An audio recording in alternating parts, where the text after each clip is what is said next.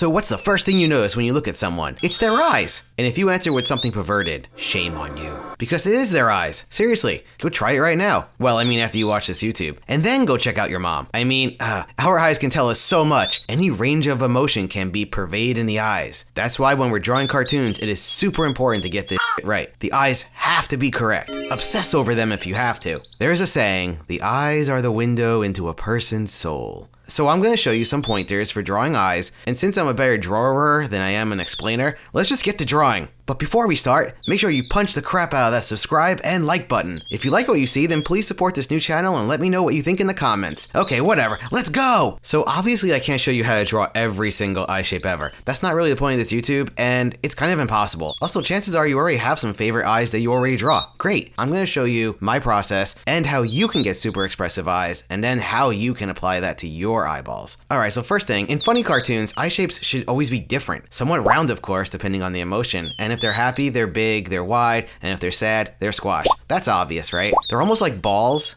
of clay that can be squished and squashed into like any shape that you can get the point across. They're tangible, right? Like imagine it's actually like kind of a tennis ball and you can squeeze it and you can squash it. In lots of animation today, you'll notice that the characters' eyes look boring as That's what we're trying to avoid here. Look at this. Same, boring. It's literally the same eyes no matter what the expression is. Ooh, they had a little eyebrow here and like a little lid here, you know, for some tude. Like I said in my other YouTube, you gotta push it. You gotta push them eyes. But how? Alright, then let's keep going here. Try to avoid cliche expressions. What is a cliche expression? You know, one eyebrow up, one eyebrow down. It's the same emotionless eyes you see all the time. Try to think outside the box. Think hard. Don't forget to use the eyebrows and the bottomless to help transform the eye into the shape that you want and give it some three-dimensionality. Always experiment, like the wrinkles, the eyelashes, whatever it takes. Hey, did you know that you have eyes and a face with a mouth? Maybe even like a nose and some eyebrows? I know, crazy. So this magical device called a mirror, if you take one and put it next to you wherever you draw, and you look into that mirror, hit that expression you want, and then draw it. Fun fact, a lot of Disney animators used to do this back in the day. Your own face has all the expressions that you'll ever need. Just look at it. I know sometimes I don't want to look at my own face, but that's just how it goes. Pupils are very important. Big, small, you decide. You can do The Simpsons and just do like a dot. I like tiny dots to show like shock, and super big can look stoned or cute. In these Chuck Jones drawings, he nudges the pupil almost outside the eye, pushing the expression. Cool. Remember, the possibilities are literally endless, so don't phone it in. Do I keep saying that over and over again? That's because I really don't want you to phone it in. Eye direction, also super important. Let's say you got two characters talking to each other. For a tip here, try drawing a dotted line from one pair of eyes to the other. Then think about the characters and their emotions. Is there supposed to be intensity here? Do they play off of one another? Is one character cool and is the other character nervous? Is the nervous character's eyes darting back and forth while the cool character just kind of stares straight at them? These are all the things you have to think about because you always want to have that emotion in the scene,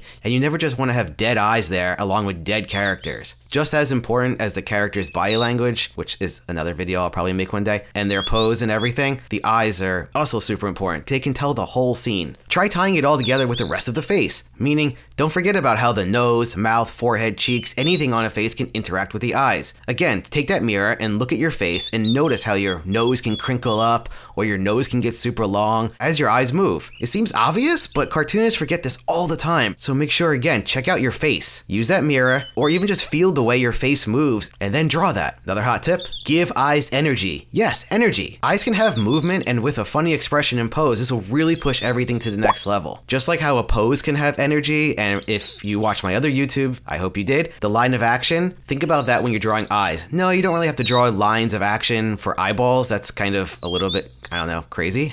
And I don't think anyone's ever done that before, but just be aware that eyes can move to the left. They can move to the right. They can really stretch up. They can really stretch down. I kind of touched on that earlier, but really just think about the energy of the eyes. If they're really sad, they can be squished all the way down. Experiment. So we can never replicate in animation the complexities of the human face, but we can caricature, simplify these expressions down to their core and apply that to our drawings. I mean, just look at these actors. I mean, there's so much emotion here and everything. It's kind of incredible. So next time you watch a movie, and I suggest watching movies as in films, live action, instead of cartoons, and just study their expression and study their eyes, and you'll see all the intensity is in those eyes, and try to hit that in your drawings. So yeah, do your own research here and check out some of your favorite actors. Here's a bonus. So what if your character doesn't have eyes? What if they have just hair in front of their eyes, and they have no expression. I love that. Not having eyes creates mood and a spookiness to the character. Now you're going in the opposite direction and creating a character with no emotion, and maybe that's not for everyone, but I find it hilarious. But with these types of characters, they usually need someone to play off of, someone that has the emotions that this character lacks. Usually a good foil, a sidekick, someone to play off of so the audience gets more of a range of emotions. It can also be a shock when an emotionless character does snap and start emoting. Just something to think about. Alright, so eyes can take a lifetime to master, but if you're aware of the importance and you keep pushing your eyes and expressions, then you're on the right track. You really have to study film, not cartoons, to learn human expressions. Cartoons are really just caricatures of life, so you need to go to the original source. And remember, as cartoonists, we can always push the emotions